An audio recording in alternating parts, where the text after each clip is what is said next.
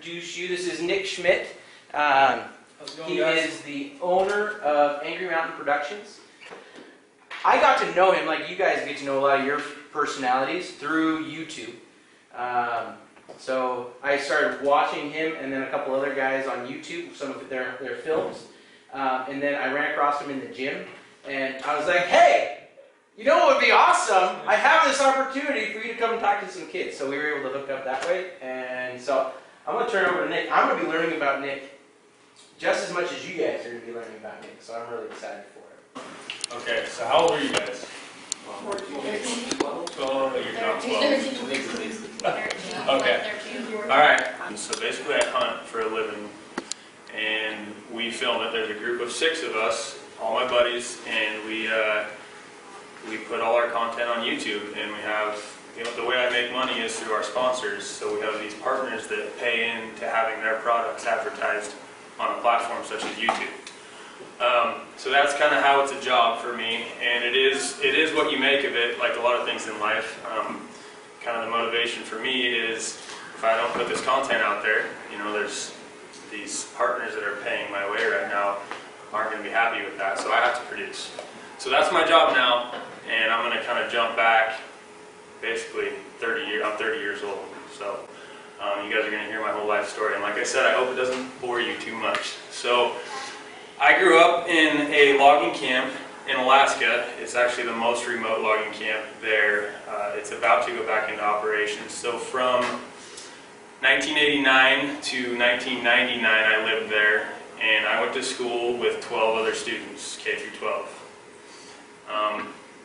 I had one other person in my grade, happened to be a girl, and she was my girlfriend.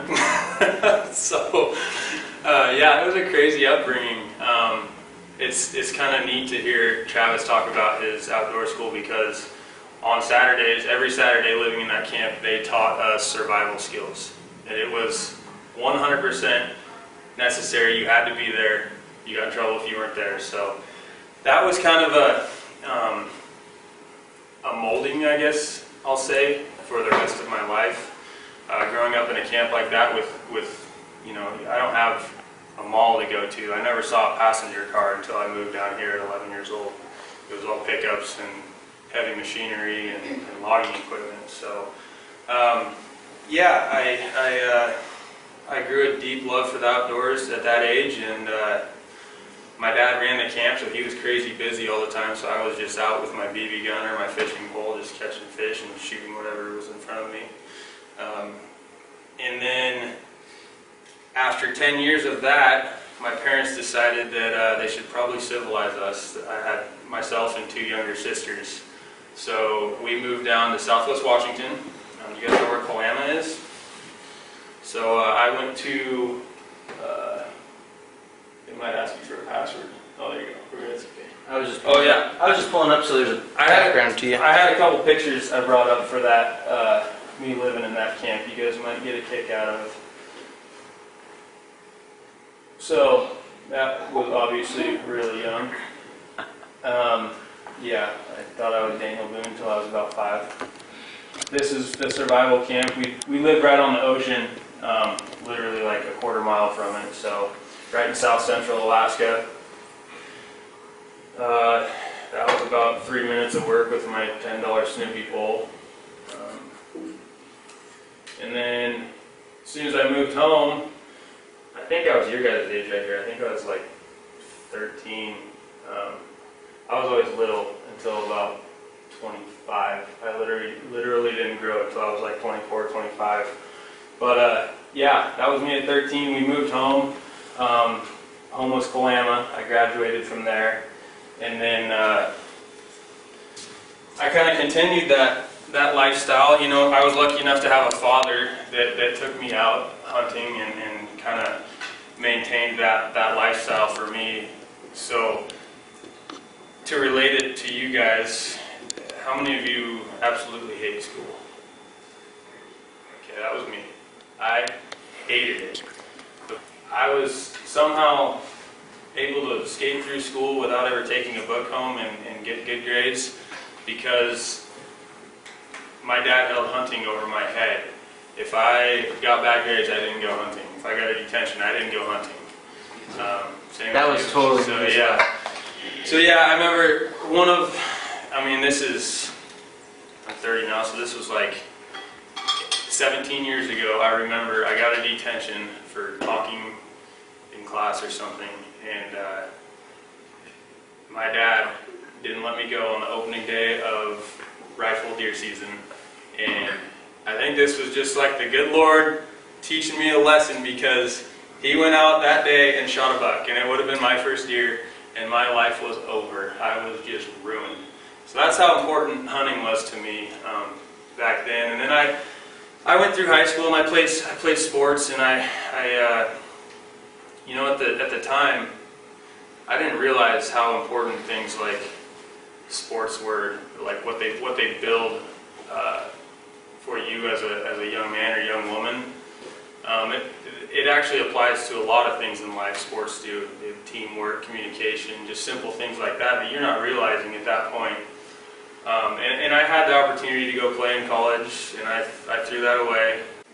Like I said, I hated school. I was terrible in a classroom. My attention span is about 3.5 minutes. So I lasted in college 1 year. I went to Missoula for 1 year, and I had a scholarship for 4 years. My parents picked up the rest of that college tab, which was about $10,000 that I just completely wasted. And I guess the point of me saying that I wasted it is that was a mistake that I made at that age. And if I could tell anybody of your guys' age anything to take home and just think about, like, I would never tell you what to do, but just think about this. College is a time to find out who you are. Because at 18, you might think you know who you are, but I can almost guarantee you have no idea, as I didn't. You know, and going forward in life at that age, your roots are very important. That is who you are. I mean, when you're growing up, all these things, it's comfortable to you. You know, that's, I don't know if, I had a very good upbringing with my parents. My parents were awesome. If that's not the case, you don't have to be something that you don't want to be. You know what I'm saying? Like, if you don't have a great upbringing, you don't have to be that. You don't have to do that with your kids. You can always strive to be better. And I wish that's something that I would have done at that age, at that time in my life. I would have went to college the next 4 years. I went for one and came back for a girl that didn't work out for about, I came home for like 3 days, and then that was the end of that. And then I flunked out of college the last semester. Missoula was a 2-semester style school, so you only, your first semester I got like a 3.0, and I went to class like probably 70% of the time. Second semester I went to class probably 30% of the time, because it was in the winter and spring, and there was snow, and there was deer everywhere, and there was snowboarding, so I didn't do much of school. So if you look at my picture as a student, you don't think that this kid's going to amount to anything, right? You can't have a success story. You don't go to college. You don't check your boxes, dot your I's, and cross your T's that you're taught at your age. And that was a big deal. That was a big letdown to me. I just felt like I let my parents down. And then from about 18 to 21 or 2, I went through just a whirlwind of being an idiot. Like, I'm an adult and I can do whatever I want, right? So that's pretty much what I did. I had a little boy when I was 20, with a girl that I am not with now, and that's when the world comes to a stop. That's when it's not about you anymore. And I came to realize that at a young age, and it took me meeting my wife at 22 or 3. I think I got married when I was 23. To finally, for lack of better words, pull my head out. I was just running 100 miles an hour with my feet 6 inches off the ground, going nowhere. And I think there's a lesson to be taught there. Everybody tells you that if you could go back in time, you would do things totally different. And I mean, that's because they're a walking testament of that. Like, I'm 30 years old, and I wish I would have done things a lot different from 18 to 21. So just be cognizant, pay attention to that time in your life, and try to think about things for the long run, not just in the now. Because I was all about in the now, and it doesn't really pay off until you start looking into the future. Yeah. If I could capitalize, like, I think one thing, like, looking at you guys, I get to see you guys every day, and I think one thing that you and I growing up had a benefit of, this is a benefit, is that not everything was recorded and put on YouTube. It's very true. There's a lot of things at 18 to 21 that I would never want to see on film. And I'm sure you would say the same thing. Yeah. And the scary part for you guys growing up is you can't make those same mistakes as easily because everybody has a cell phone and everybody's recording everything. Right. So you have it's hard because you have to think through your actions a lot more. You don't want to be that one meme that goes viral. But on that, there is that negative side, like Travis said, but there's also a positive side to that, being there you guys have so many resources. Like, it is incredible. You can get on the internet and better yourself for free, like 100 times over before we had to pay for all these programs like that back in the day. That's people started like doing these programs to like teach you like lessons and stuff. There was like a big boom of that through the 90s with the internet and everything, and now there's all these free platforms for you to take advantage of, and I take advantage of it all the time. With my editing, if I don't know how to do something, I Google it, and 5 minutes later I know how to do it. It's amazing.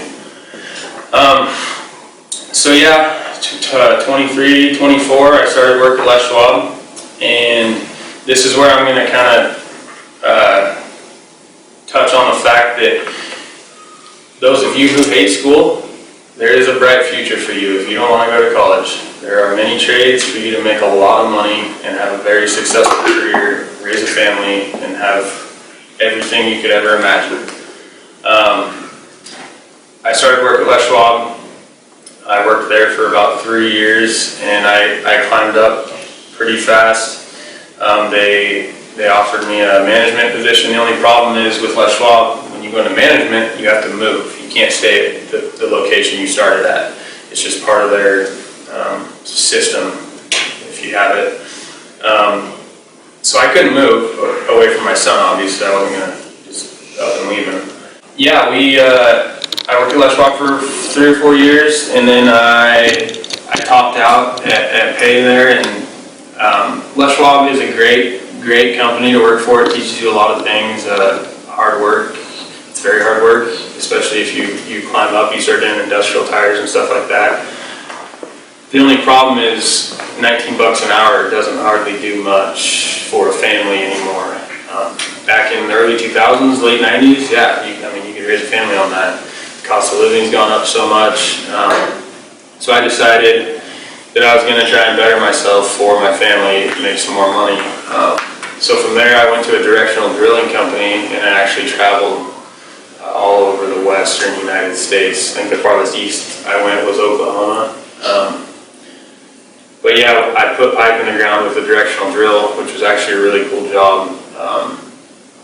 And there, I took the work ethic. You develop a work ethic as a child with your parents teaching you that, and then you apply that to your career or your job later in life. Les Schwab just drove that home more so for me, and then I took that to the directional drilling company, and I've always considered myself a leader, and that was my first foreman position there. So that company is very small. They completely just cut me loose.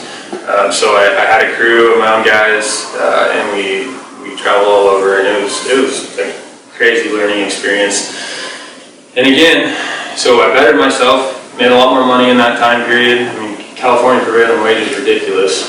You can go there and they'll pay you 70 bucks an hour to labor.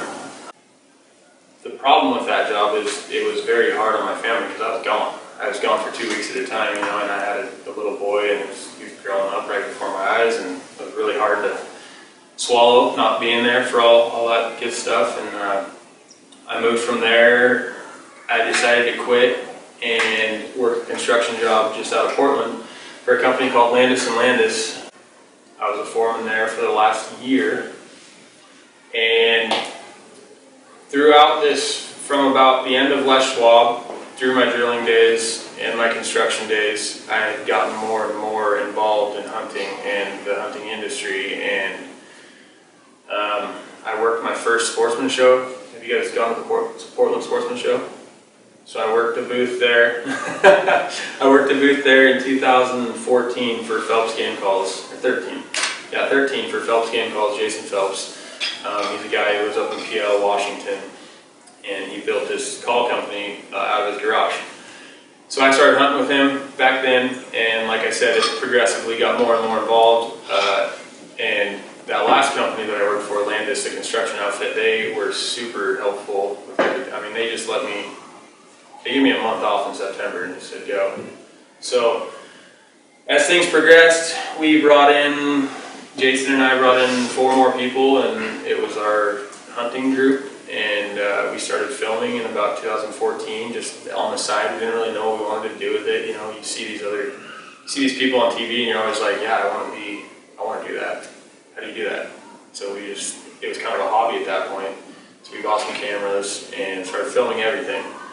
Well, there's a big difference between filming it all and putting it on TV in front of millions of people. So we had footage sit around for 4 years. So when I left for a month in September, I hunted 28 days straight. I went to Colorado and Eastern Oregon. I did 2 different hunts, archery elk.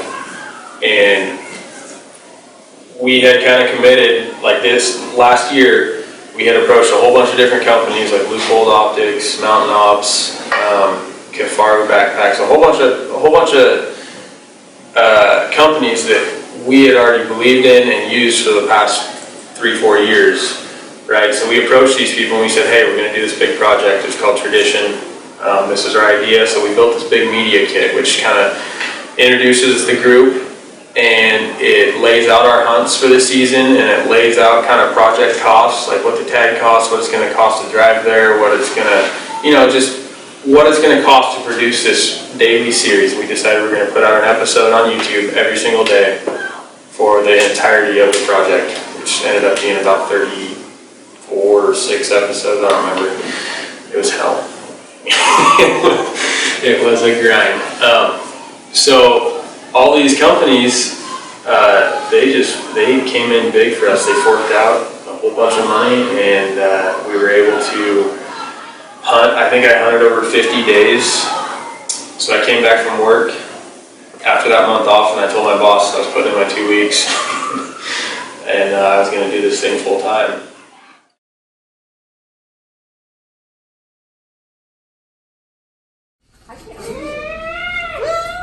You guys sound like rubber duckies. I love rubber duckies.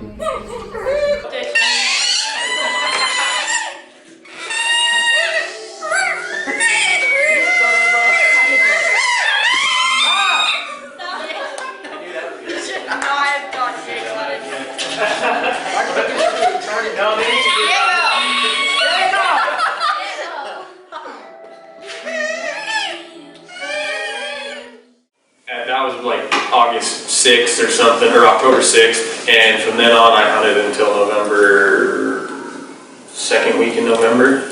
And I filmed everything. I had a few hunts myself, and then I filmed all the rest of it. And after our last hunt, I came back, and I had, so that orange thing, that external hard drive, that was over 50 days of footage from 6 different cameras, and all full HD, and I sat down and I edited all of it, day by day, hunt by hunt, and put it all up on YouTube, and it was received really well. We had lots of people watch it, and we had all these companies give us stuff to give away for our interactive watchers.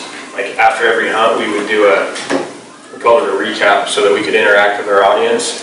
unfortunately, you do have to kill animals to harvest them and hunt your tag.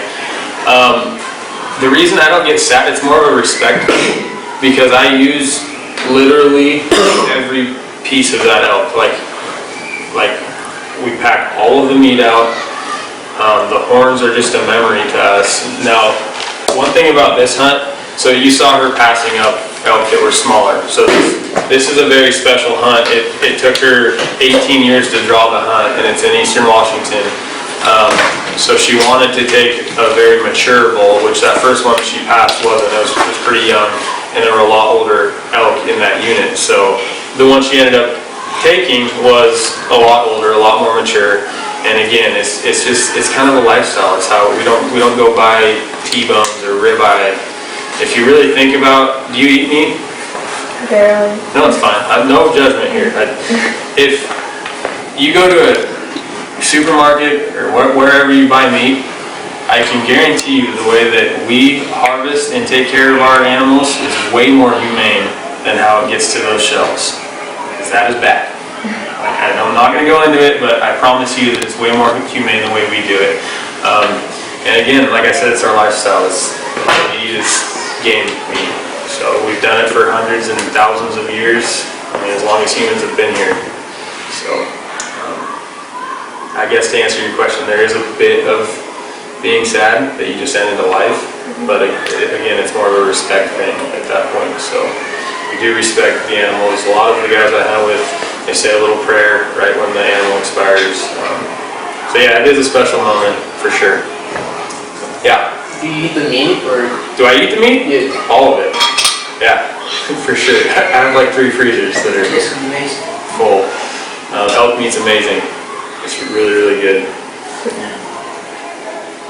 Any other questions before I? So yeah, again on the trophy hunting thing, there's a really big misconception among people that don't have any idea of what we do and why we do it. They think that we just hunt to put horns on the wall, and that's not the case. We hunt because we grew up hunting, and it's a tradition in our lives. It's a memory that we get to cherish, hunting with people that we love. And there are things that you experience in the mountains and being with nature, if you want to call it, those animals, you will never ever experience anywhere else. I'm telling you right now, if you've never woken up 15 miles in the wilderness at 12,000 feet to that sunrise, you will never see it in the city. So that's kind of why we hunt, and I just wanted to touch on that misconception. It's very common for people to think that we just hunt to kill, and that is not the case. So, yeah. Do you guys only use arrows, or what else do you use? No, so that's another thing. Our campaign this year is going to be called Just Hunt. And the point behind that is there's so much diversity, just like anything else. There's so much diversity in school, there's diversity in sports, there's diversity in everything. Hunting is no exception. So there are people that frown upon, traditional archer that shoots a compound or a longbow, right, or a recurve, no wheels on it, it's just an old school bow. They frown on guys that use new technology like compound bows, or they frown on rifle hunters. So our goal this year is going to be to bring together everybody, because at the end of the day, the tags that those recurve and longbow hunters buy, it goes to the same conservation that the tags that the rifle hunters buy, that the bow hunters buy. That they're all hunting the same animals. It's just their preferred method of harvest, and it's disgusting really to see how much hate there is just because of how you want to hunt. So we are making a point this year to have. We have rifle hunts, muzzleloader hunts, archery hunts, public ground, private ground, everything. We're hunting everything this year. Landowner tags, where you buy the tag. So yeah, we're going to do everything. And to answer your question, we hunt with everything. I've killed animals with black powder, rifle, bow. So I don't technically make money on YouTube, from YouTube. YouTube is just a platform that I put our product on because it's free. Lots of people have access to it. Everybody has access to it. And all these companies will pay me to use their products in our videos for everybody to see on YouTube. Now, if I wanted to make money on YouTube, what I would do is called optimizing your channel. So basically, you give YouTube the rights to what's on your channel, and they advertise. So you watch these shows, every 5 or 10 minutes, there's some stupid banner that pops up that you gotta skip ad, right? So that's when you start making money from YouTube. And there's really, at this point right now, so fresh into our career, I guess, it doesn't make sense for me to do that, because I'd rather have, right now we're only at like 10,000 subscribers, so I would want those 10,000 subscribers to see my whole video without an ad in it. Now if I had 100,000 subscribers or 200,000, that would make sense, because YouTube pays per subscriber. So if they're going to advertise on there, say they give me 3 cents per subscriber at 200,000 subscribers, that's 300,000 cents per ad. You do that math, it's pretty good money. So yeah, that's how people become rich on YouTube. You see all these guys with millions of subscribers, just like the celebrities on TV. A lot of them have YouTube channels as well. And yeah. If people were to skip the ad, would you not get the money? Nope. Yeah, you get it, because the ad is there and they have to physically do something, so they saw it. That's all YouTube cares about. It's clickbaiting. Half of them you click on it and it goes to some stupid site that you can't get out of. To do a proper bugle, there's a lot of voice inflection that you heard in the bugle. A lot of people clear their throat at the beginning, like they do a at the beginning. So that's like the guttural sound, and then you clean it up and then just carry a really high note, and then you influx your voice into the end and you stop abruptly. So this without a tube doesn't sound very great, but.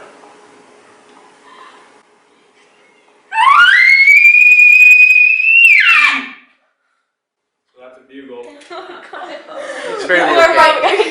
And then the chuckle. The chuckle is what's really hard. A lot of people can pick these up and do what I just did.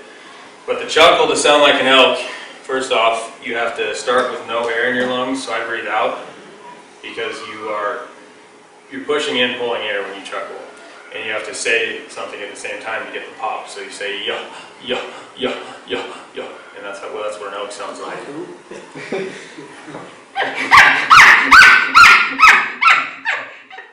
So you do that through a tube, and it emphasizes the reed sound, and it imitates an elk chuckle. One thing I wanted to at least leave you guys with is, if you find yourselves struggling at the ages that I told you, you have no idea what you want to do, pick something and go do it. Because at that point, you're either checking off a box that you know you don't want to do, or you're going to find your passion, Do something. Don't do that, because if you're not working towards something, you're going backwards, especially in this day and age, because there are kids at that age that are so laser driven to become a freaking millionaire, and they do it because that's just their mentality. So my advice is just do something, and you'll figure out whether you like it or not. I have 2 questions, Dan. Now we got about 6 minutes left. Okay. All right. So my first question is: out of all the jobs that you've had, right? It sounds like you started working in the log camps up until now. What's been the most lucrative job? And just because you were making more money, did it make you enjoy it more? So the most lucrative job was definitely directional drilling. Depending how much you work, and if you're in California all the time, you can do $300,000 a year just drilling. And I don't have a degree. I just relied on common sense and hard work ethic. So just because I made that much money, it was worth it in that aspect. Because I made that much money, that was the only reason it was worth it. But it is really hard on a family. If you're single, go for it. If I was single, I'd probably still do it. Other than, now I do this, and this is what I love. But yeah, I would say that the time that I missed with my family was not worth making that much money, because I came back and I did well for a construction outfit, and I was home every night. So I think it's worth a lot to be home every night. If you were to look back at your 15-year-old self, 16-year-old self, what's the one thing that you would want yourself to know? about life, about everything? I would tell myself that the world does not end when you get broke up with at 15, or something goes wrong, or you get grounded and you can't go to stay the night at your friend's because he's having a party or whatever. The world is all in front of you. That weekend does not matter. You guys are so young and have literally your whole lives in front of you. I know you're probably told that all the time, but I'm dead serious. You have your best times are not even in the next 5 years. You'll have some good times, but I promise you high school is not the best time of your life. It is after, without a doubt. Now what you do with that time is on you and what you've learned from this time. That's what I would tell myself. And I would tell myself to play basketball more. So I only touched the ball during the season, and I worked at a ranch in the summer, and I could have gone and played, and I threw it all away. So. Thank you. Hey, can you guys give him a round of applause?